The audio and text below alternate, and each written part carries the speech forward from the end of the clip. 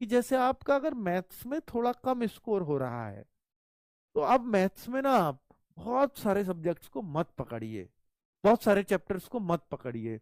Maths में आप देखोगे गिनती के 15-16 चैप्टर्स हैं जिनसे एसएसजीडी में सवाल आते हैं। उनमें भी अगर ये देखोगे ना, उनमें भी ये देखोगे कि सर मुझे ये बता दो 16-17 सवाल कितने चैप्टर्स से आते हैं, तो वो केवल 8-9 चैप्टर्स हैं जिनसे आपके 8-9 चैप्टर से, मात्र 8-9 चैप्टर्स जिनसे आपके 16 क्वेश्चंस आ जाएंगे, हर शिफ्ट में आ जाएंगे।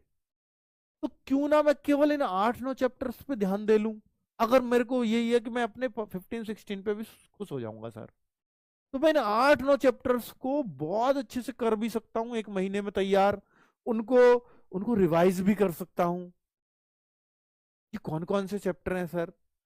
ये तो भाई पूरा एनालिसिस करके मैंने एक बार वीडियो बनाई भी थी। तो मतलब जैसे प्रॉफिट लॉस, परसेंटेज, ऐसे सवाल, ऐसे चैप्टर्स, ठीक है, एलसीएम एचसीएफ जरूर क्वेश्चन आता है।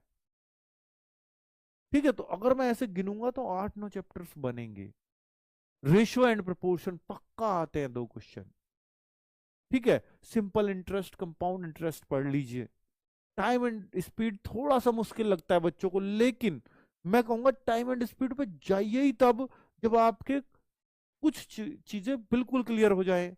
आपको सर मैं मेंसुरेशन को नहीं करना चाहता, मैं 2D 3D से डरता हूं, तो मेरे भाई 2D 3D में ना सिर्फ फॉर्मूले रट लो, और फॉर्मूले पे क्वेश्चन बहुत आसान आता है।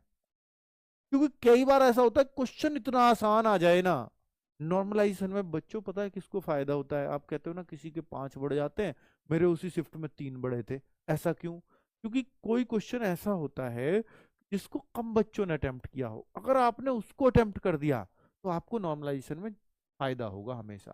तो क्वेश्चन 1 पॉइंट कुछ मार्क्स का बन जाए, मतलब जैसे 2 का मार्क्स का क्वेश्चन है, वो 2 पॉइंट कुछ का हो जाता है विद नॉर्मलाइजेशन। ये चीज है, समझ में आई आपको बात? कि एक बच्चे के उस शिफ्ट में 5 बढ़ रहे हैं, उसी शिफ्ट में एक बच्चे के 7 बढ़ रहे हैं, तो इसका मतलब यही है कि उसने उन क्वेश्चनों को किया होगा जिसको ज्यादातर बच्चों ने नहीं किया। तो ऐसा मेंसुरेशन में होता है। तो इसलिए मेंसुरेशन के बिल्कुल ही सिंपल प्रश्न आते हैं। तो मैं ये नहीं कहता कि अगर वो थोड़ा सा भी घुमाए तो छोड़ दो, पर इतनी सी मेहनत कर लो कि फॉर्मूला बेस्ड क्वेश्चन आए तो उसको आप कर दो। ठीक है, पर मैं तो 8-9 चैप्टर्स की बात कर रहा हूं, अगर आप इनको रट दो ना बच्चों, तो आपका मैथ्स बहुत अच्छा हो जाएगा। उनको कर लो। और मैं दीपक सर से स्पेशली बोला है मेरे भाई, उसमें ना वो एक रामबाण सीरीज आ रहे हैं, ला रहे हैं, और वो उन्हीं चैप्टर्स की लाएंगे। ये जो 8-9 चैप्टर्स हैं, इसको जरूर जरूर देखना। वो रामबाण जो लाएंगे ना, वो 2-3 घंटे की होगी और एक चैप्टर खत्म करेंगे उसमें।